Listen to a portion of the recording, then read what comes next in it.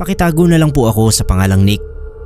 Ang kwentong ito ay tungkol sa kung paano nagkatuluyan ang mama at papa ko. Hindi ito typical na love story, Sir Neb, dahil may hiwaga at karanasan na kasali. 16 years old lang si mama nung makilala niya ang una niyang asawa na si Oscar. 25 years old na raw si Oscar nung maging sila at hindi pa bukal sa kalooban ni mama yung naging pagsasama nila. May gusto raw kasi si Oscar kay mama at kahit ayaw niya rito, nakagawa pa rin ito ng paraan para makuha siya. Kinuwento raw ni Oscar sa tatay niya na may nangyari na sa kanila kahit wala naman. Todo tanggi si mama sa sumbong ni Oscar pero kumalat na yung balita na may nangyari sa kanila. Kaya para maalis ang kahihiyan ay pinilit siyang magpakasal dito kahit sa mayor lang dahil minor de edad pa nga siya. May consent lang daw ng parents niya kaya napayagan siyang ikasal. Iyak daw ng iyak noon si mama at nagmamakaawa na wag silang ikasal. Nagdadalawang isip nga raw yung mayor kung itutuloy ba yung kasalan kasi nga ayaw niya. Pero natuloy pa rin at ayun at nagsama sila ni Oscar. Impyerno ang naging buhay ni mama sa piling ni Oscar. Sa pilitan ng lahat sa pagsasama. Araw-araw daw siyang umiiyak dahil sinasaktan pa siya nito. Hindi raw talaga kayang mahalin ni mama si Oscar kahit anong gawin niya dahil masama rin ang trato nito sa kanya. Nagpapasalamat na nga lang daw siya na kahit paulit-ulit ang pang-aabuso nito sa kanya ay hindi sila nagkaroon ng anak. 20 years old na si mama nung makilala niya si papa. Nagtatrabaho sa bakery si mama at si papa naman ay nautusan noon ng amo niya na bumili ng cake. Doon sila nagkakilala at nagkapalagayan ng loob. Katagalan ay nagtapat si papa na gusto na nga niya si mama. Si mama naman ay pareho ng nararamdaman. Kaya lang ay may asawa na nga siya na siguradong walang balak na makipaghiwalay sa kanya kahit pa impyerno ang pagsasama nila. Walang kamuang-muang si mama na nagre-research na pala si papa tungkol sa kanila ni Oscar. Sabi ni papa, nalaman niya na may babaeng may gusto kay Oscar na tawagin na lang nating Mona. Alam daw ni Mona na pangit ang relasyon nila ni Oscar. Kaya inuudyukan nito si Oscar na makipaghiwalay na lang at sila raw ang magsama. Pero si Oscar daw ay ayaw dahil mahal daw nito si mama. Papanong mahal yung araw-araw silang nag-aaway. So ang ginawa raw ni papa ay naghanap ng gayuma na magagamit ni Mona para kay Oscar. Umepekto yung gayuma, Sir Neb. Iniwan nga ni Oscar si mama at sumama ito kay Mona. E di everybody happy na. Masaya sina mama at papa, masaya si Mona at akala ni Oscar ay masaya rin siya sa piling ni Mona. Nabuntis kaagad si Mona. Masayang masaya si Oscar. Kaya lang ay naging masela ng pagbubuntis ni Mona dahil inaaswang ito. Hanggang sa napabalita na lang na namatay sina Mona at ang anak nito dahil inatake nga raw ng aswang. Nagising na lang daw si Oscar na dinudugo na si Mona at wala ng buhay. Wala na rin yung baby sa sinapupunan nang isugod siya sa ospital. Sa pagkamatay ni Mona ay nawalan din ng bisa yung gayuma. Biglang naalala ni Oscar kung gaano siya ka-obsess kay mama. Ginugulo niya ngayon sina mama at papa at sinasabihan si mama na taksil. Sabi ni mama paano raw siya magtataksil kay Oscar. Sa simulat sa pool naman ay hindi siya nangako na magiging matapat dito. Sa galit ni Oscar ay tinangka niyang tagain si papa nung minsang sumugod si Oscar sa tinitirhan nila ni mama. Mabuti at napigilan nito ng mga kapitbahay. Ayaw raw silang tantanan ni Oscar kaya gumawa ulit ng paraan si papa para manahimik na ito. Pinakulam niya si Oscar sa paraang walang mag-iisip na kulam ang nangyayari sa kanya. Sir Neb, na stroke ito at naparalisa ang kaliwang bahagi ng katawan. Doon lang natigil ang panggugulo sa kanila ni Oscar. Minsan daw ay nakokonsensya si Mama sa ginawa ni Papa kay Oscar. Pero si Papa, hindi raw. Tama lang daw rito ang nangyari. Ninakawan daw ni Oscar ng kabataan si Mama at hindi pa naging mabuting asawa. Inayos na nga raw niya ang buhay nito sa pamamagitan ni Mona. Kaso ay pabayang asawa talaga dahil hindi na namalayan ang nangyayari sa buntis na asawa. Kaya namatayan ng asawa at anak. Sa paningin ni Papa, Sir Neb, ay masamang tao si Oscar na deserving sa lahat ng malas na nangyari sa buhay niya.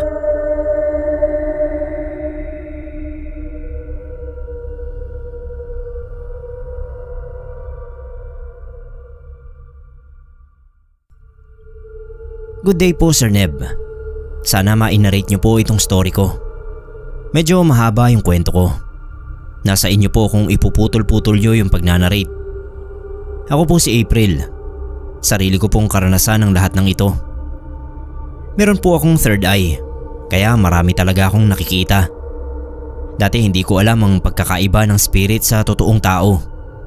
Ngayon nga pong may anak na ako, ay naipamana ko sa kanya ang third eye ko. Uumpisahan ko ang kwento nung baby pa ako. Kwento ng magulang ko. Sabi ni Mama, papa's girl daw ako at iyakin.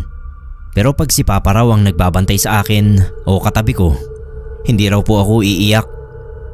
Dati po yung bahay namin ay sobrang liit lang.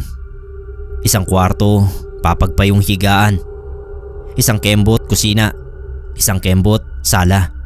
Tapos nasa labas yung CR. Ang ilaw namin noon ay yung red na maliit na para lang sa mga altar. Isang madaling araw, nasa tabi daw ako ni Papa. Si Mama sa sala natulog. Nung i-check daw ako ni Mama sa kwarto, hindi raw niya ako nakita. Habang ang Papa ko ay humihilik na sa kahimbingan ng tulog. Tinanggal ni Mama yung kulambo para ma-double check daw ako kung nasaan. Hanggang sa nataranta na sila kakahanap sa akin. Hindi nila inisip na maghanap sa ilalim ng papag.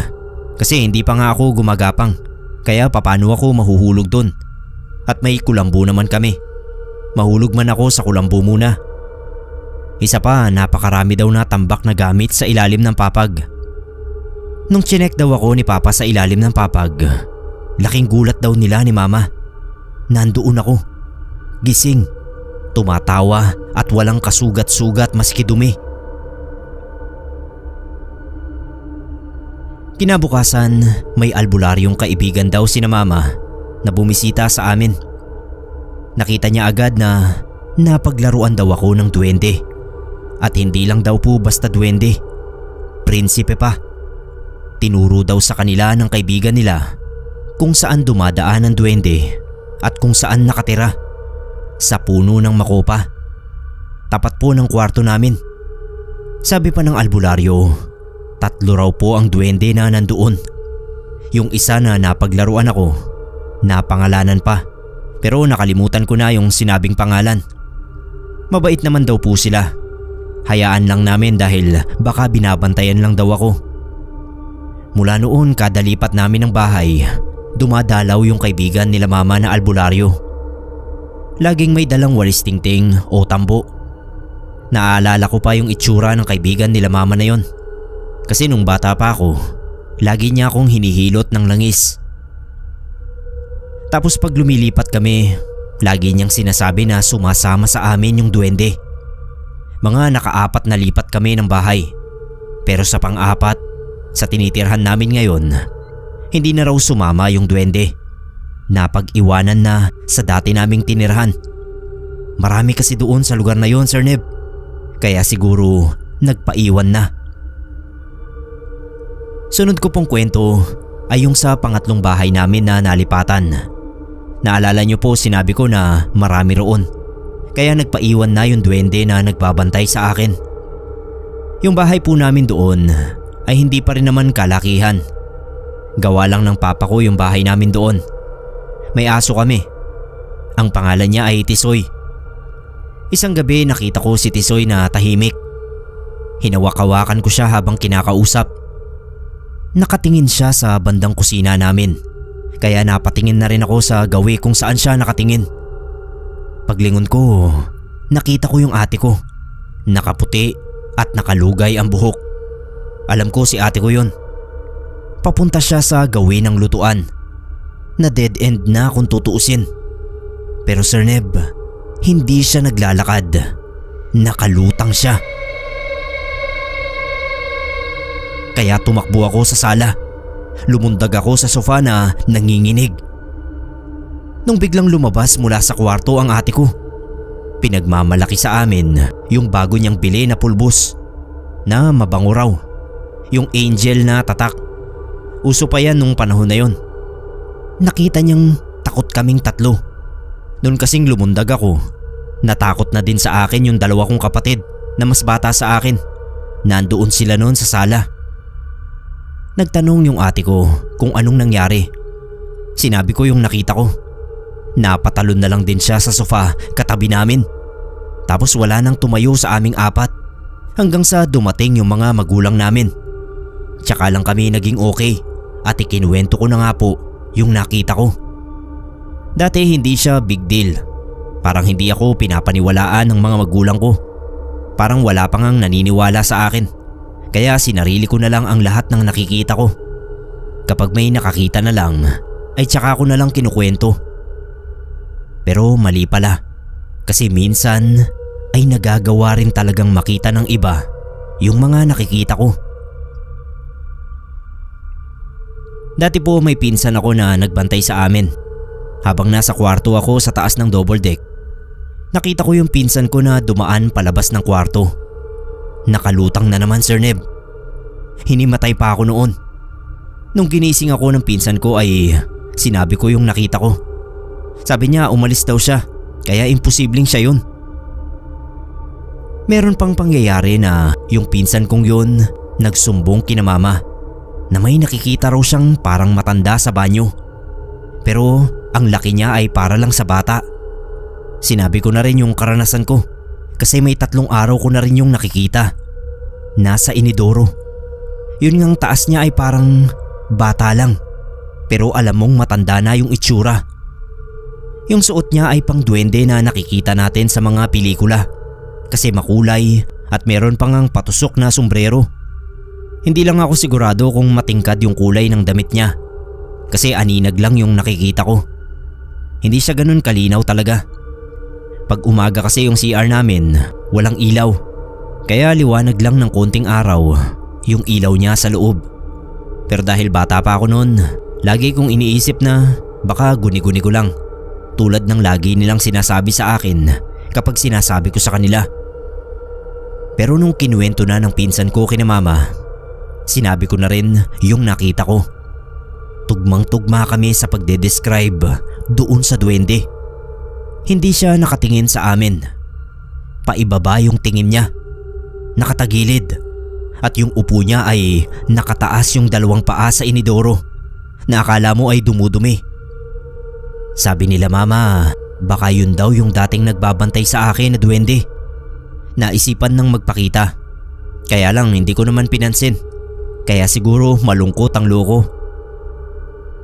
Sunod na karanasan ko sa bahay na yon ay nung elementary pa lang ako. Isa rin ito sa tumatak sa akin. Magkatabi kami ni ate sa kama. Yung ate kong yun medyo maldita. 10 years ang gap namin kaya takot kami sa kanya. Tapos ayun nga, maldita siya nung panahon na yon. Alam mo na, nagdadalaga. Kapag matutulog kami at nadidikit ako sa kanya, asahan mong kahit tulog ako, kukurutin ako nun. Isang madaling araw alam ko na wala si ate sa tabi ko kasi natulog ako nang wala pa siya. Pero nung maalimpungatan ako, may nadikit sa tabi ko. Balbon siya kaya umusog ako. Kasi nga baka ate ko, makurot na naman ako. Pero nung magising ako nung umaga, naalala ko yung nangyari ng madaling araw. Nasa isip ko si Papa kasi siya lang naman yung balbon. Di sinabi ko kay Mama na tumabi sa akin si Papa kagabi. Sir Neb, sabi ni Mama, hindi raw umuwi si Papa dahil nasa sugalan. At wala din daw ang ate ko. May ginagawa sa school kaya sa kaklase natulog. Natulala ako nun Pagkatapos nun, may nangyari pa. Yung sa kwartong yun din, may salamin doon na makikita mo ang kama. Siyempre bata, mahilig mag-inarte sa salamin. Habang nag-iinarte ako sa salamin, may nakita akong lalaki na nakahiga sa kama. Hindi kita yung muka kasi nakatakip yung sombrero at ang kamay. Yun bang nakataas yung braso niya sa ulo. Medyo malabo siya. Pero nung lingunin ko yung kama, ay wala naman yung lalaking nakahiga. Ibig sabihin, sa salamin ko lang siya nakikita. Tumakbo ako noon sa mama ko. Takot na takot ako.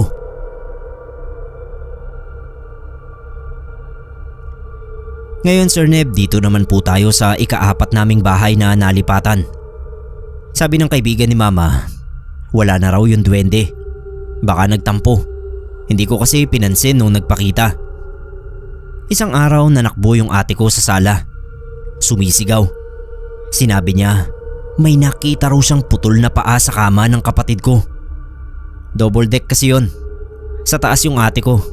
Tapos kami ng isa ko pang kapatid na mas bata sa akin ng 1 taon. Magkatabi kami sa baba. Habang inaayos niya yung kama, may nakita raw siyang paa sa kama namin. Wala namang tao at alam niyang hindi sa tao kasi putol yun. Doon ko na kinuwento yung sa akin. Madaling araw nun. Naihi ako. Siyempre pupungas-pungas pa ako at hindi ko binubuksan ng todo yung mata ko para hindi mawala yung antok ko. Pagbalik ko sa kwarto, may naaninag akong paa sa kama. Pero nasa loob siya ng kulambo. Naisip ko baka nagka-shape lang at nagmukhang paa. Late ko na lang talaga na-realize na putol na paa nga yun. Tinabihan ko pa. Nung kinuwento yan ni mama sa kapitbahay namin, siya yung nagsabi na yung dating nakatira doon ay may sakit na diabetes at putol ang isang paa. Baka raw nung namatay ay isa yun sa nagmumulto. Ang gawin daw po mag-iwan ng bukas na ilaw sa bahay. Ginawa naman yun ni mama, kaya mula noon ay hindi na ulit nagpakita yung putol na paa. Itong kwentong paa na nangyari ay nung high school na ako. Mula noon, hindi na namin napag-usapan. Pagkalipas ng mga taon, nagkaanak ako. Nung mga 4 o 5 years old na yung anak ko, nagsabi siya sa mama ko. Nagtanong siya. Sabi niya, "La, bakit kapag dumudumi ako laging may isang paa sa ibaba ng banyo?" Ang sinasabi niya ay yung sa kabila ng pinto. Kasi kita mo yung paa sa ibaba ng pinto ng CR. Dahil hindi naman niya sinasara ng husto yung pinto. Magpapahugas kasi pagkatapos. Nung kinuwento sa amin yon ni mama, doon namin na-realize na may third eye din ang anak ko. At imposibleng malaman niya lang yon sa kwento namin. Kasi nga kinalimutan na namin yon at hindi na pinagkwentuhan pa. May isang pangyayari naman habang nasa biyahe ako ng FX galing Guadalupe. Papunta ako noon ng Pateros. Nasa unahan ako, tabi ng driver. Sa may bandang Bliss na kami noon. Medyo pakurba yung daan. Sir Neb, may nakita talaga ako natatawid. Pero hindi nagdahan-dahan yung driver. Kaya sumigaw ako at hinawakan pa yung driver. Nagulat siya kaya nahinto niya yung sasakyan. Nung tinignan ko ulit, wala na yung tatawid. Sobrang kahihiyan ko noon, Sir Neb. Iba yung tingin sa akin ng driver at nung mga nakasakay ko sa FX. Doon ko medyo nalaman yung pagkakaiba ng espiritu sa totoong tao. Ngayon kahit sa kalsada, marami akong nakikita. Nabigla ko na lang nakikita sa daan kahit na tirik pa ang araw. Pero nung minsan, madaling araw yun. Ngayong taon lang. Aakyat kami ng Mount Ulap. Habang nasa biyahe, bagyo na nun. Mafag kaya tuwang-tuwa kami sa kotse. Nung biglang may nakita akong babaeng nakaitim na gown. Hindi kita yung mukha kasi parang may belo siya. Iyak ako nun. Gulat na lang yung mga kasama ko pero sanay na sila sa akin. Kasi alam nga nila na nakakakita ako. Hanggat hindi pa nagliliwanag, nakatungo lang ako. kahit sa akyat ko sa iba't ibang mga bundok, may mga nakikita ako.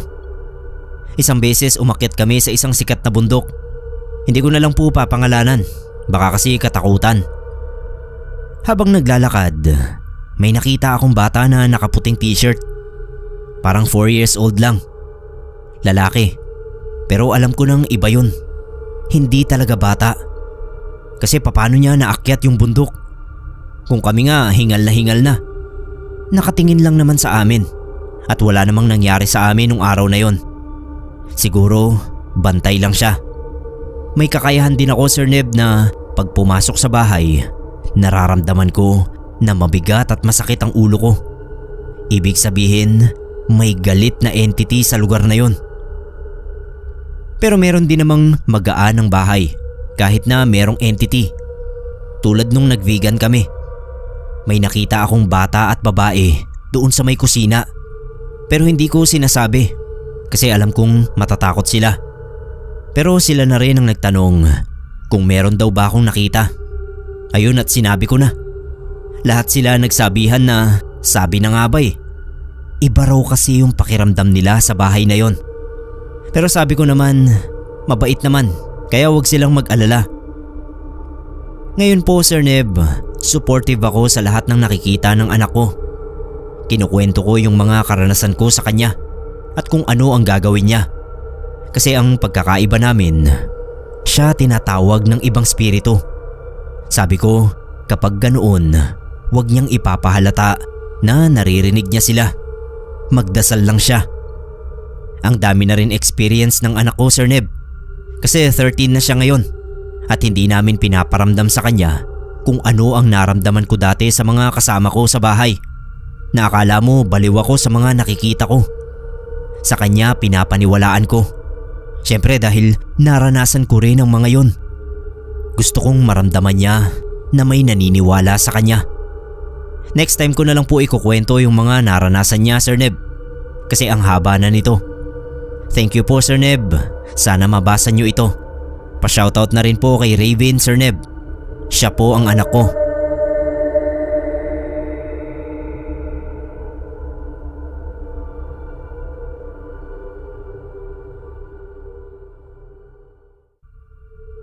Share ko lang po ang panaginip ng tita ko na isa palang pangitain sa kahihinatnan niya oras na mamatay siya. Sir Neb, hindi po malinis na tao ang tita ko. Hindi ko na lang sasabihin ang pangalan niya bilang respeto. Pero mabait siya sa amin at mga kaibigan niya. Madali siyang lapitan at walang kaaway. Kaya lang ay hindi nga sa malinis nagmula ang pera niya. Tulak si tita, na kapatid na bunso ni Papa. Small time tulak pero kese hodang mini tulak ay pusher pa rin siya. At ang produkto niya ay nakakasira ng buhay.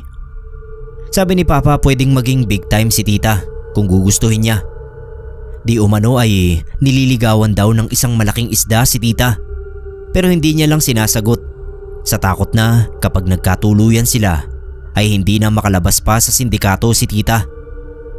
Sabi raw ng mga nakakakilala kay tita, talagang hindi na siya makakalabas pa sa sindikato.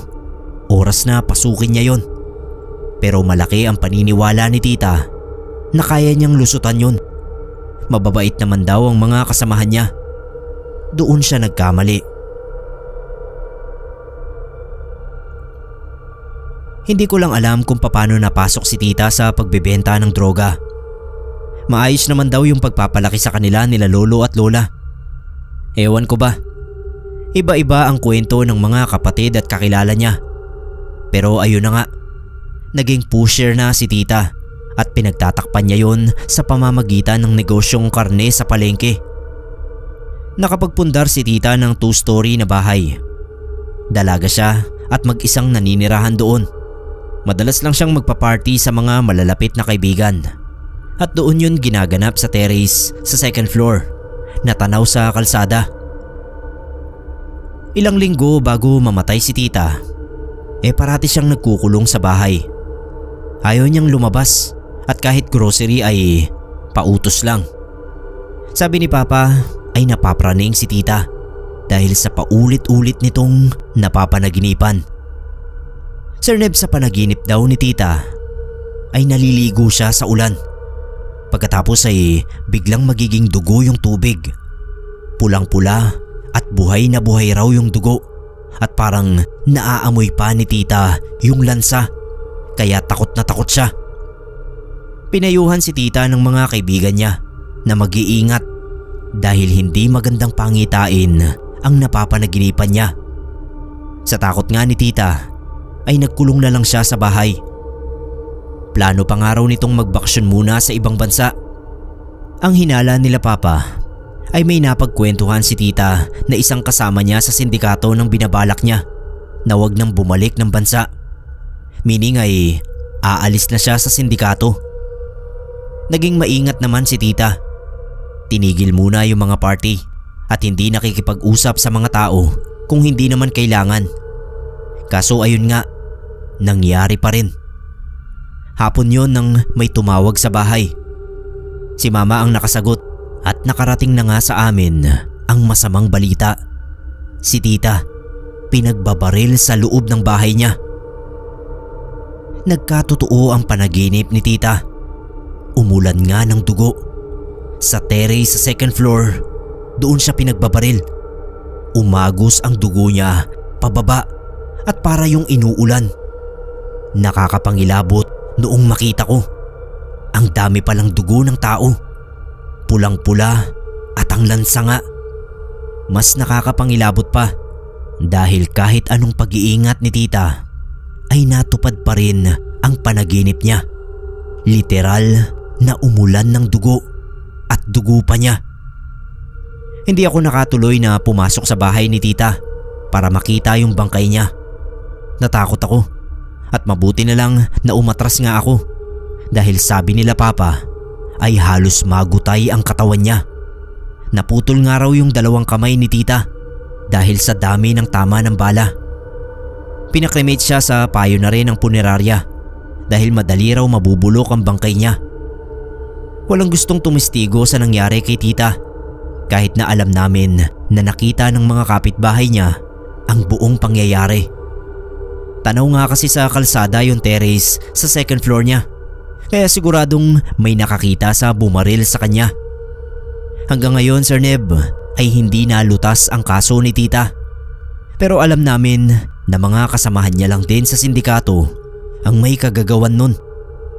Hindi nga kasi siya nagpapapasok ng kung sino-sino sa bahay niya mula nang nanaginip siya ng umuulan na dugo.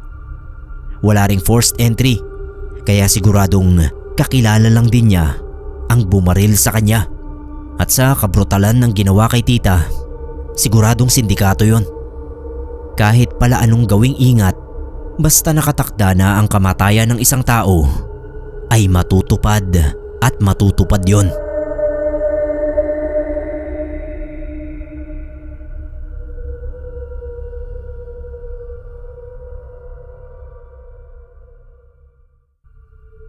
Good morning po, Sir Neb. Itago niyo po ako sa pangalang Sha. Ang kwentong ibabahagi ko po sa inyo ay medyo sensitibo. Isa po ito sa bahagi ng karanasan kong hindi ko makakalimutan na parang naging isang bangungot na rin sa akin. Nangyari ito taong 2009 sa probinsya ng Quezon, Tayabas City. Maliit lang yung lugar namin sa Tayabas at lahat naman ay magkakasundo ang tao. Merong mag-asawang umupa malapit sa bahay namin at dito magal ay nakasundo rin ng mga kapitbahay, pati na rin ng mga magulang ko. Pulis yung lalaki, housewife naman yung babae. Meron silang mga anak pero may mga sarili na ring buhay kaya sila na lang dalawa ang magkasama. Wala naman kaming masyadong alam sa pagsasama nila pero sa paglipas ng araw parang dumadalang yung pag-uwi ng lalaki. Siguro ay dahil nasa trabaho. Minsan na rin naming napansin na may lalaking napapadalas ang pagbisita sa babae kapag hindi umuuwi yung asawang lalaki. Pero hindi na yun tinanong ng magulang ko, pati na rin ng mga kapitbahay namin dahil ayaw naman nilang makialam. Bata pa ako noon, Sir Neb, at madalas puro paglalaro lang yung ginagawa ko. Bandang 1:00 ng hapon taong 2009. Matagal na rin kaya hindi ko na halos maalala kung anong eksaktong buwan yon. Payapa at masaya naman yung lugar namin nung araw na yon. Merong mga nagiinuman pero hindi naman sila magulo. At saktong nandoon din yung lalaking hindi namin kilala sa bahay nung mag-asawa. Wala noon yung asawang pulis kaya nagulat na lang ang lahat nung bigla itong dumating na hindi alam ng asawa at ng lalaki nitong kasama. Agad itong pumasok sa bahay nila. Siguro kinutuban at medyo balisa rin. Doon na rin kami nakarinig ng sigawan at mga mura. Kita naming nakatakbo yung lalaking hindi namin kilala at lumabas yung pulis, hawak yung asawa niya sa buhok. Kinakaladkad niya ito. Dumudugo yung bibig nung babae. Sa takot ng mga kapitbahay, nagpasukan silang lahat sa bahay. Pati ako ay hinila ni mama papasok at sinara ang pinto. May baril yung asawa, Sir Neb. Naglakas ng loob yung mga nagiinuman sa harap namin. Umawat sila pero sumigaw yung lalaki na walang makikialam dahil away mag-asawa daw yon. Natakot din sila at wala nang naglakas loob na umawat uli. Binugbog yung babae. Duguan siya at magana yung muka. Habang sinisigawan niya itong malandi at nakakadiri. Hindi lang yon, Sir Neb. Pinasukan din niya ng bote yung ari. Tapos pinagsisipa. Ang sabi pa ay nabasag yung bote sa loob ng babae. Nakita ng karamihan ng lahat ng nangyari. Hanggang sa hinila niya ito palikod sa bahay. Malalaki yung bato roon pero hindi naman namin nakitang hinampas. Yun nga lang, namuo yung dugo sa ulo niya. Dala siguro nung pagkaladkad niya at pagtama niya doon sa may batuhan. Iniwan niya yung babae sa punong mangga. Nung tumakas na yung asawa niya, pinuntahan ng mga kapitbahay yung babae. Buhay pa siya pero kalaunan ay namatay din nung dalhin sa ospital. Nalaman yun ng anak nila at bali-balitang nagtatago na nga raw yung tatay. Simula noon ay nawalan na kami ng balita. May mga sumunod pang umupa sa bahay na tinirhan nila at ang sabi-sabi ay meron daw nagpaparamdam doon. Kung minsan daw ay may babae pa silang nakikita doon sa may likod ng bahay. Mismong kami, Sir Neb, ay naranasan din yun hanggang sa wala nang tumagal na tumira sa paupahan. Gaya ng mga nauna ay may nagpaparamdam daw talaga at kung minsan ay hindi pa sila pinapatulog ng mga naririnig nila. Siguro nga ay nagtanim ng galit yung babae at pinangakong hindi siya mananahimik. Isang bangungot ang nasaksihan namin. Sa ngayon ay nirenovate na yung lugar at lumipat na rin kami. Pero bakas pa rin sa lahat yung trahedyang nangyari. Natroma ako sa nangyaring yun. 8 o 9 na taong gulang pa lang ako nun. Pero hanggang ngayon ay sariwa pa rin sa sarili ko yung takot na naramdaman ko.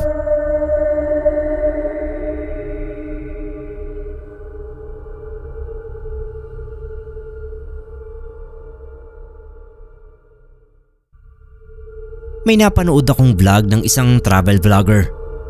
Kailan lang yun? Na nakapagpaalala sa akin ng isang karanasan na hindi nalalayo sa naranasan niya. Tawagin niyo po akong Sheena, Sir Neb.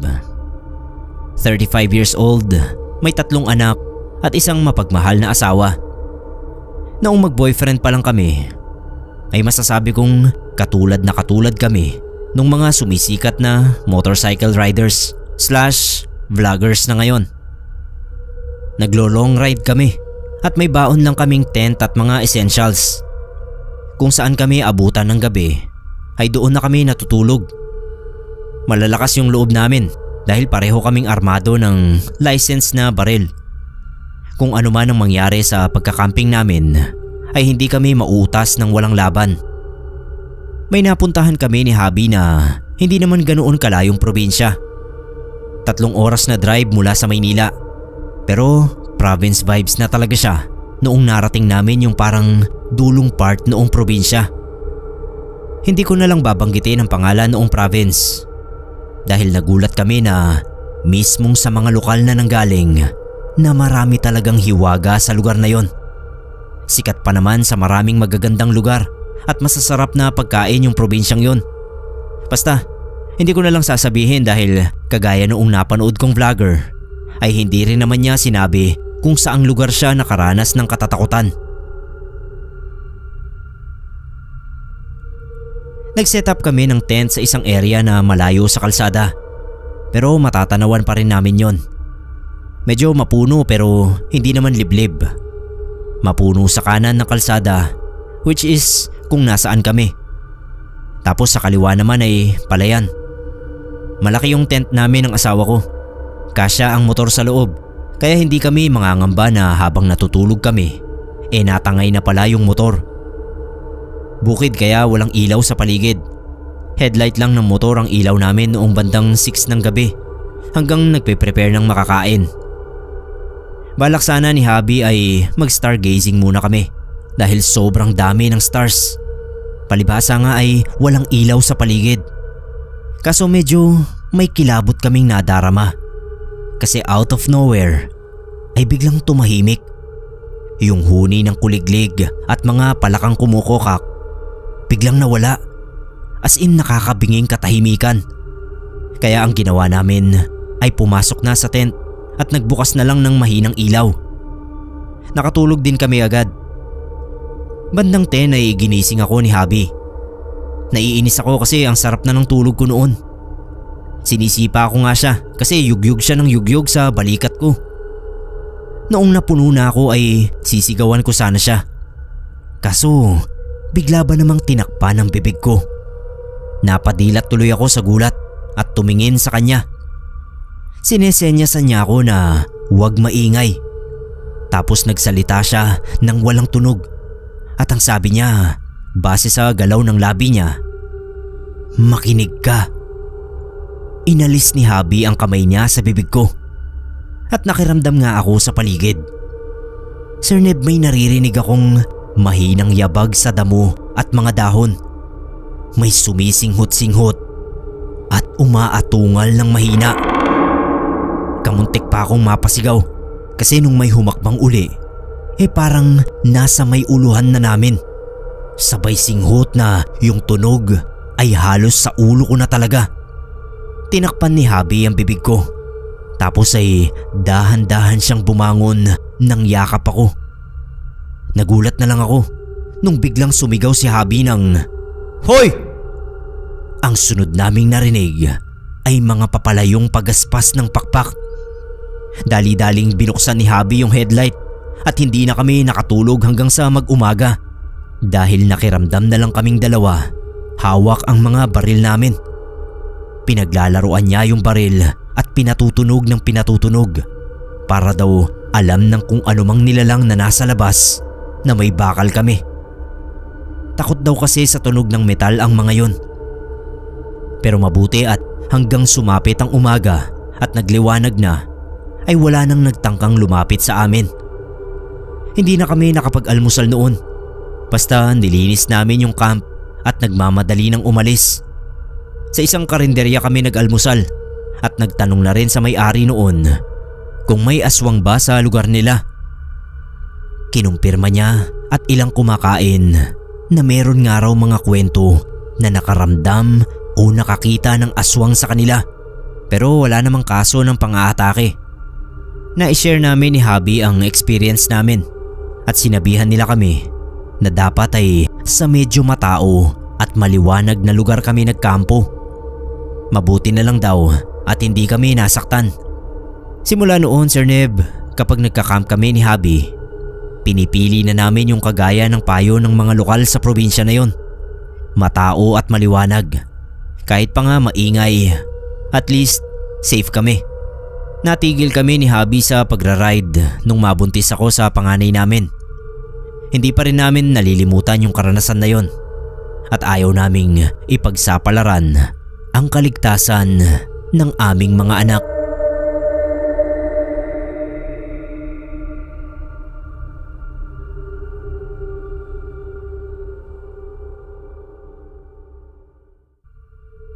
Sir Neb, may ibabahagi akong kwento dito sa Pinoy Creepypasta. Sa akin mismo nangyari, pero hindi ko na naaalala. Bata pa kasi ako noon. Mga 3 years old, sabi ni Mama. Tapos sabi ni Lola, makakalimutan ko raw talaga ang pangyayaring yon. Hindi lang dahil bata pa ako, kundi dahil hindi yun pangkaraniwang nararanasan ng mga tao. Marami raw talagang nangyayaring hiwaga sa mga bata na kalaunan ay nalilimutan na lang nila. Kahit si Mama raw kasi ay may kakaibang karanasan noong bata pa lang siya. Pero habang unti-unti siyang lumalaki ay nawawala na sa alaala niya. Late bloomer daw ako. Mahigit 1-year-old na ako nang tubuan ng unang ngipin. Mahigit 1-year-old na rin ako nung unang humakbang. Ang first word ko ay Mama. Noon daw 6 na buwan pa lang ako.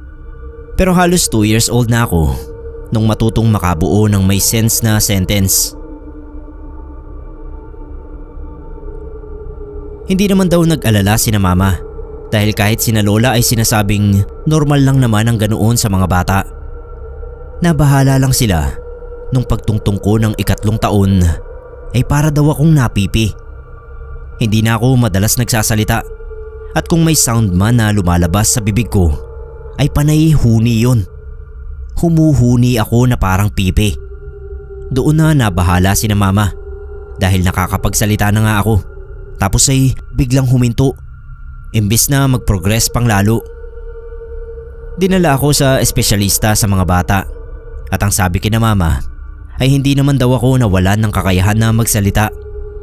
Naglalaro lang daw ako o ginagaya ko yung mga kalaro ko. Tinanong pa raw sila kung may nakakalaro daw ba akong may speech problems. Wala naman. Wala naman daw akong kaedaran na pipi sa lugar namin. Kaya nagtaka sina Mama. Sabi naman ng doktor ay baka napapanood ko sa TV. Inisip na lang nila Mama na baka ganoon nga raw. Naging mapagmasid tuloy sila sa mga pinapanood kong palabas. Pero kahit doon ay wala silang makita na nakakapanood ako ng palabas na may karakter na pipi. Yung lola ko sa father side na si Lola Ibyang, siya yung nakaisip na ipatignan ako sa albularyo. Baka raw kasi may nagagambala ako at napapaglaruan ako o nakakatuwaan. Sa kawalan ng maisip na paraan para maalis sa akin yung paglalaro daw ng kunwa-kunwaring pipi, ay pinaalbularyo na ako ni na Mama. At tama nga si Lola Ibyang, may naglalaro nga sa akin. Kaya ako humuhuni na parang pipi imbis na magsalita ng maayos. Pero hindi nuno o duwende ang naglalaro sa akin, kundi kaluluwa. Kaluluwa ng isang tao na ginupit ang dila. Yun daw ang madalas kong kalaro at kausap kapag mag-isa ako. E di syempre natakot sila. Bukod kasi sa may kalaro akong multo, nakakaapekto pa ito sa development ko sa pagsasalita. Pinaalis ni na Mama sa albularyo yung kalaro kong kaluluwa at nilagyan ako ng pangontra sa mga elemento at espiritu. Katagalan nga ay hindi na ako pahuni-huni at nagtuloy-tuloy na yung pagsasalita ko ng maayos. Doon na raw nagtanong sina Mama sa akin kung may kalaro daw ba akong hindi nagsasalita.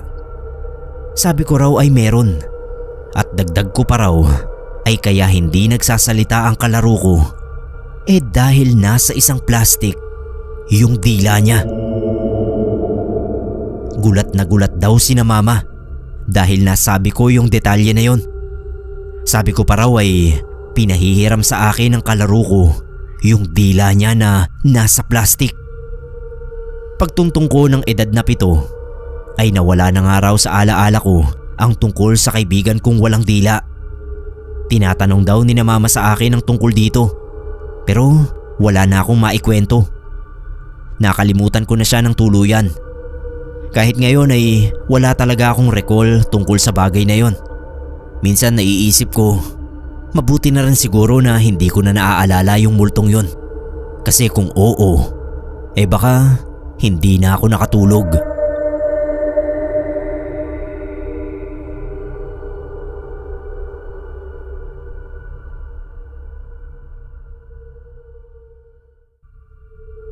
Sir Neb, share ko lang po yung naranasan ko mga bandang 2011 o 2012. Doon po yun sa Sangandaan, Caloocan City, sa bahay ng tita ko.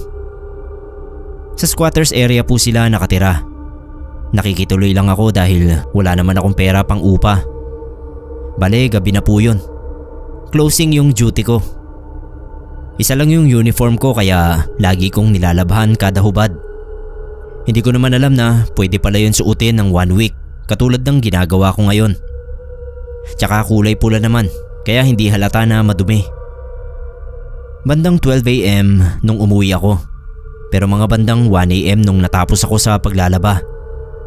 Nakalimutan ko na kung ano pang ginawa ko nun. Isa lang naman yung uniform ko pero late pa rin akong natapos. Nasa second floor yung kwarto namin. Tulog na yung mga tao nun. Madilim na syempre. Sa kwarto ko na lang may ilaw. Pagbukas ko ng bintana, bigla ba namang may tumalon mula roon sa katabing bahay lang namin. Lalaki siya. Nakadamit ng puti. Nakita ko kasi pagtalon niya ay doon mismo sa harap ng bahay namin. Yung harap ng bahay namin ay nakadikit pa roon sa isa pang bubong. Hindi ko naman naisip na iba na pala yun. Deadma lang ako. Nagulat ko pa nga yata siya. Pagtungtong niya roon sa bubong, walang tunog. Tapos nung patakbo na siya, nagtaka ako. Ba't parang gamit niya yung kamay at paa niya sa pagtakbo? Nung tinitigan ko siya, bigla naman siyang naging aso. Nakatuwad kasi. Tapos ang linaw. Nung nakita ko yung bandang puwet niya, mukhang sa aso pero walang buntot. Nung bigla siyang humarap, tao pa rin naman siya. Nakita ko yung bahagi ng balikat niya, yung ulo, tapos yung kamay niya na nakatukod.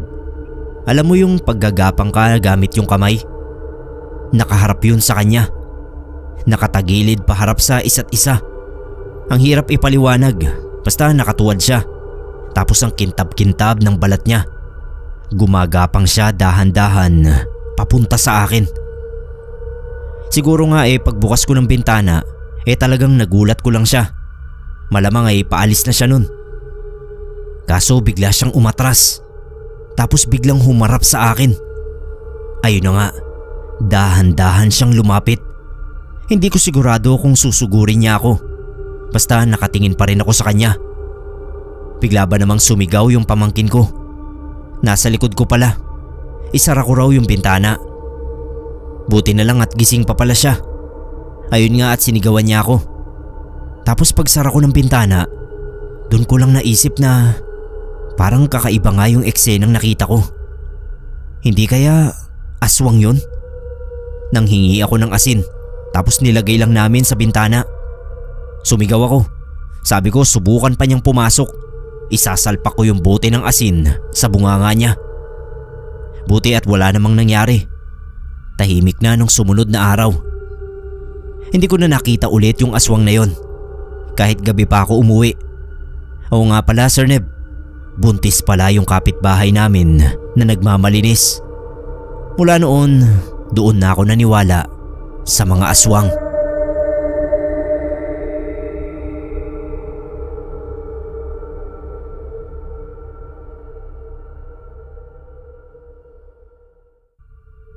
Nakarating ako dati sa probinsya ng ex-girlfriend ko.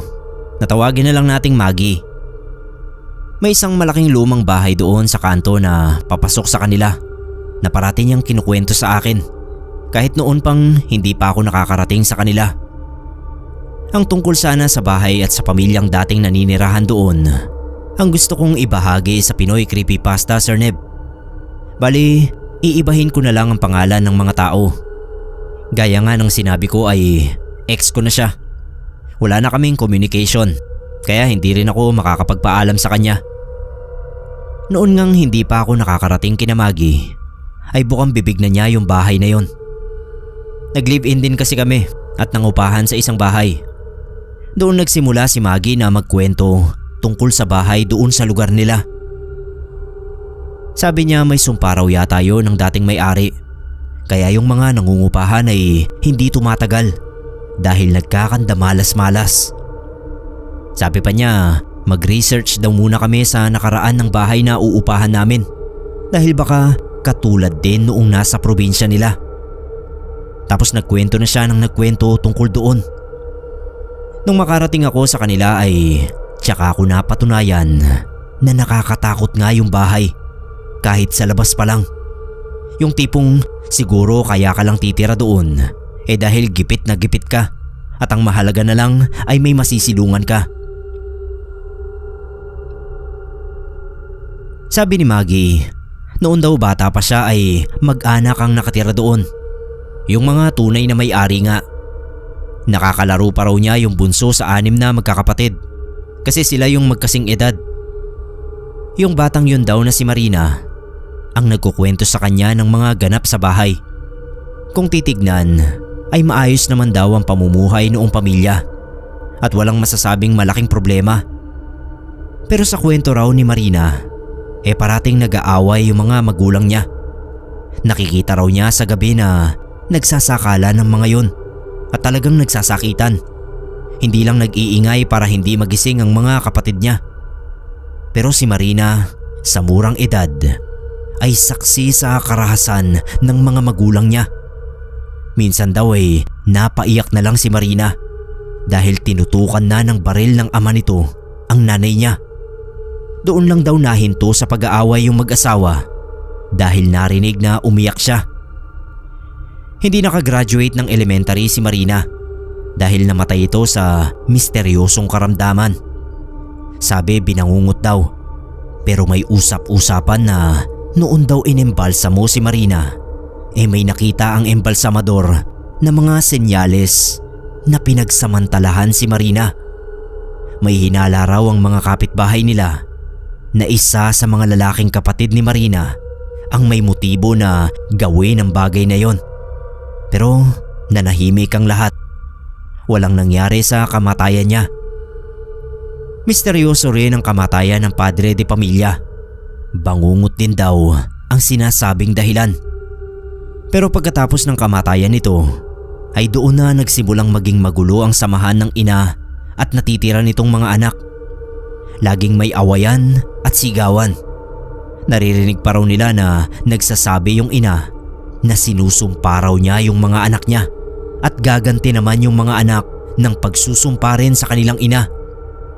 Natatakot na nga raw dumaan sa tapat ng lumang bahay sina Maggie at ilang kapitbahay dahil kahit may mga nakatira doon, para ng haunted house ang ambience kahit sa labas lang. Katagalan ay isa-isa ring nagsialis yung mga anak. Yung iba dahil sa trabaho at yung iba naman lumayas dahil sa awayan. Naiwan sa bahay yung nanay at 2 anak na tawagin nating Marisa at Martina. Hindi na naririnig na nag-aawayan yung mga yon.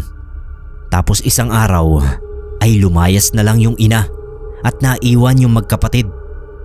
Makaraan ng ilang araw ay narinig yung mga palahaw ni Marisa at nagsusumpa na naman siya. Natahimik at makaraan ng ilang araw ay umalis na rin siya. Walang nakakita sa pag-alis ni Martina, pero nung umalis si Marisa ay hindi na nabuksan pa yung bahay. Ang sumunod na balita ay pinagbibili o pinauupahan na yung bahay. May isang grupo ng mga kontraktor ang unang nangupahan doon. Puro sila lalaki, pero madalas daw ay nakakarinig ng iyak o sigaw ng babae. May mga nakakakita rin daw ng aparisyon ng isang babae. 2 buwan lang ang tinagal ng mga yun dahil na rin sa pagtatapos ng kontrata nila sa pinagtatrabahuhan. Pero ang dami raw kwentong kababalaghan na naranasan ng mga yun sa lumang bahay. Yung mga sumunod sa kanila ay mga pamilya na kadalasan ay maririnig ding nag-aawayan o kaya ay nawawala ng trabaho. Kapag nalaman ng mga yon ang history ng bahay, ay agad na silang nag-aal sa balutan dahil sa isip nga nila ay may malas doon. Hindi ko alam kung may tumira pa ulit sa bahay na yon. Ang daming tanong ang iniwan noon sa akin, lalo na yung di umano ay panggagahasa kay Marina at pagkawala ni Martina.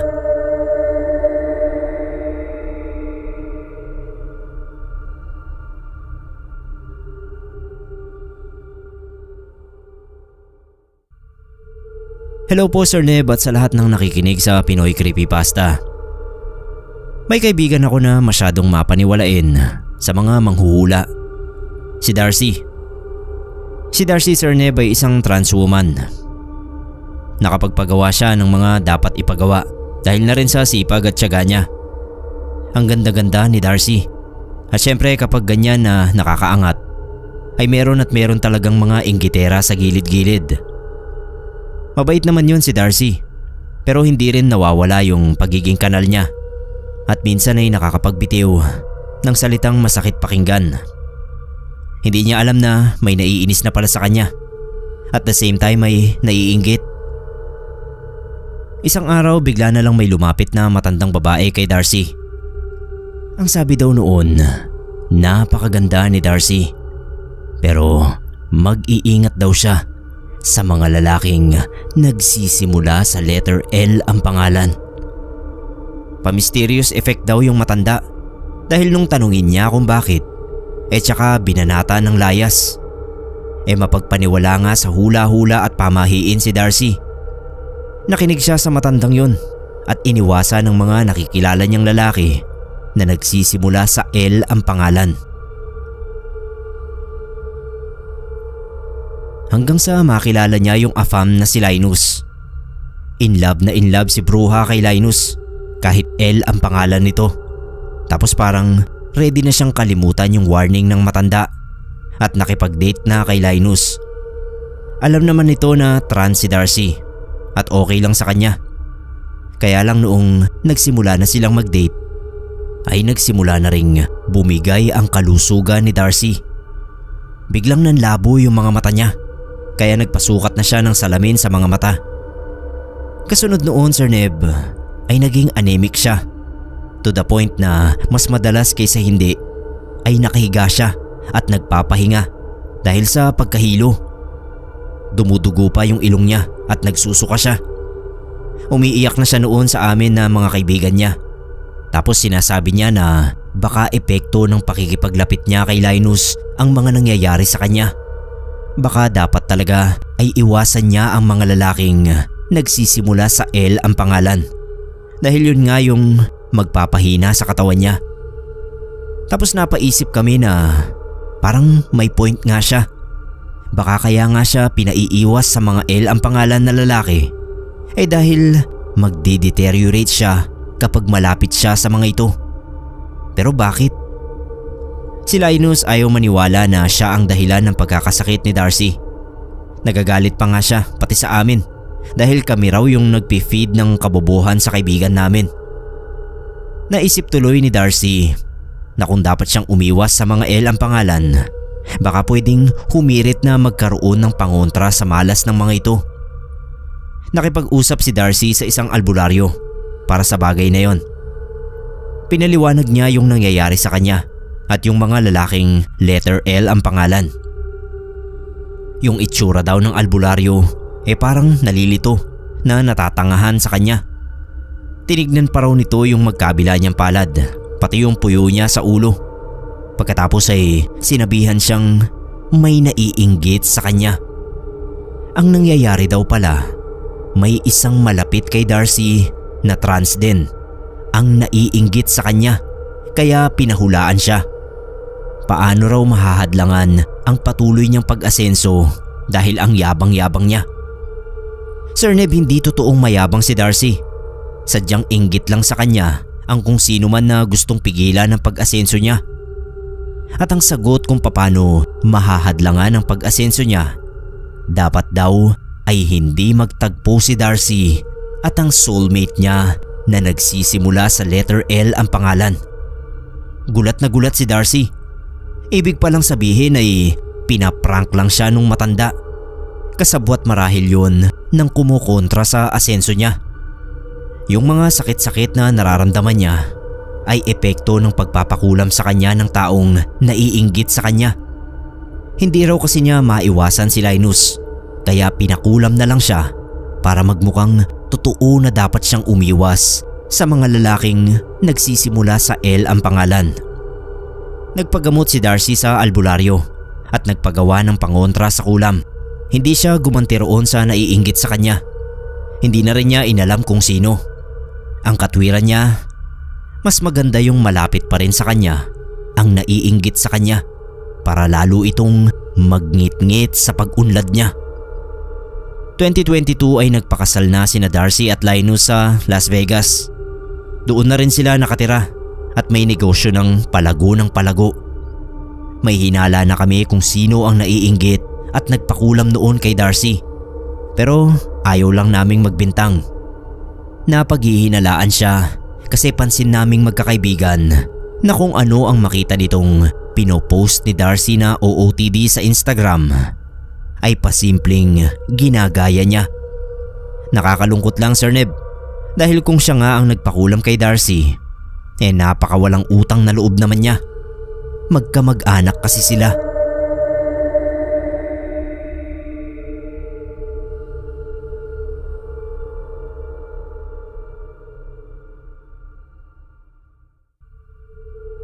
Hello Sir Neb, hello Pinoy Creepypasta. Kwento lang po ito ng isang kaibigan na may dating kakilala na di umano ay naging aswang o nahawahan ng pagiging aswang. Pangalanan po nating Joy yung isang kaibigan ko na yon. Tapos yung kakilala ni Joy ay si Ma'am. Teacher daw kasi yun. Ang sabi ni Joy, public school teacher si Ma'am na nadestino sa malayong probinsya. Si Joy ay kasambahay ng mga magulang ni Ma'am, kaya nakita niya yung mga nangyari. Isang school year lang daw ang kontrata ni Ma'am sa probinsya kung saan siya pinadala. Pero hindi niya yun natapos. Dahil 8 buwan pa lang ay pinauwi na siya. Nagkasakit daw ng malala si Ma'am at nangayayat. Sinundo siya ng mga magulang niya at sa eroplano pa lang daw ay may iba ng pakiramdam ang mga magulang niya sa kanya. Napakalamig daw ng balat ni Ma'am. Para ng yelo, pero kapag tinignan ang temperatura niya sa thermometer ay meron siyang lagnat. Kaya paglapag ng eroplano sa Maynila ay sa ospital diniretso si Ma'am. Pagdating sa ospital, para daw manika si Ma'am na nabuhay ang baterya. Kitang-kita raw sa mukha nito yung sigla. Tapos ay singhot ito ng singhot na parang nakakaamoy ng masarap na pagkain. Kinailangan daw itali sa kama si Ma'am dahil nagwawala siya at gustong maggala sa ospital. Paulit-ulit daw na sinasabi ni Ma'am, ang bango, ang sarap. Sakto na pinagdala ng damit ng kanyang mga amo si Joy, kaya naririnig niya yung mga sigaw ni Ma'am. Kinilabutan daw siya lalo nung makita ito. Lubog na raw yung mga mata, pati pisngi. Sobrang payat pero sobrang lakas. Umaangat daw yung katawan nito sa kama kahit nakatali yung mga braso at binti. Napaiyak na lang si Joy sa sobrang takot kaya umuwi siya agad. Mag-isa lang siya sa bahay ng mga amo niya at dahil sa takot ay hindi niya makayanan mag-isa. Nakitulog daw siya sa bahay ng kapitbahay nung gabing yon. Nung sumunod na araw ay inuwi na si Ma'am sa bahay ng mga magulang niya. Ayaw lumapit ni Joy kahit na kalmado si Ma'am at nakaupo lang. Kinausap daw siya ng masinsinan ng mga amo niya at ang sabi ay huwag niyang hahayaan na makalabas ng pintuan si Ma'am. Magbula rin daw ng araw na yon ay puro gulay na lang ang kakainin nila. Bawal na raw magpasok ng karne sa bahay. Kahit yung luto na at lalong-lalo na yung hilaw pa. May nakapagsabi raw kasi sa mga ito na sa albularyo patignan si Ma'am dahil malaki ang tsansa na nahawahan siya ng pagiging aswang. Sa takot daw ni Joy ay nagpaalam agad siya sa mga amo niya na uuwi na lang sa kanila kaysa magsilbi pa sa mga ito. Sino nga ba naman ang may gusto na may kasamang aswang sa iisang bahay? Pinakiusapan pa raw siya ng mga ito na tataasan ang sweldo niya. Basta lang huwag siyang aalis dahil kailangan ng mga ito ng makakatulong habang humahanap ng lunas sa kondisyon ni Ma'am. Pero hindi nagpasilaw sa pera si Joy, Sir Neb. Desidido talaga siyang umalis at pinayagan din naman siya ng mga amo niya.